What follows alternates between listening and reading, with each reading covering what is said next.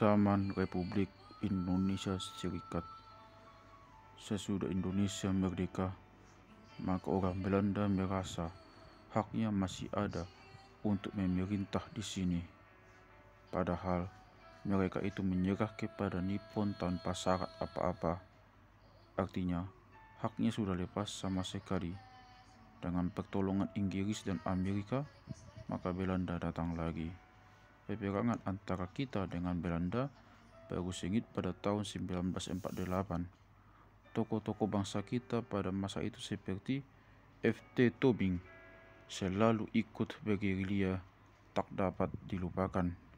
Di seluruh Indonesia, orang Bataklah sebagai pelopor dan penggempur, sehingga orang menyebut sebagai anjing pemburu. Maaf, 1000 kali maaf. Betullah kegarangan bangsa Batak yang menyangkal kedatangan Belanda. Sayang, ada juga pengkhianat yang terus membuntuti Belanda, mendirikan toko menjual barang, mengalir dalam air yang keruh.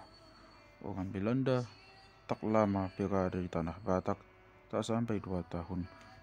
Penduduknya membawa kerugiannya sendiri karena berapa banyak orang Belanda yang tewas oleh bangsa kita. Keruntuhan Belanda di Indonesia adalah mulanya daripada hasil tindakan orang Batak sendiri. Kemenangan Indonesia adalah bersumber dari tanah Batak.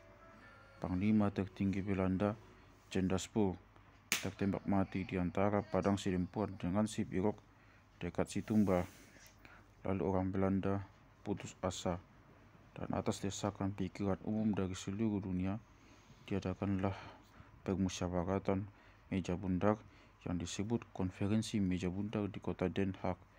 Dengan demikian, mulai tahun 1949, Belanda terpaksa mengakui kedaulatan Indonesia.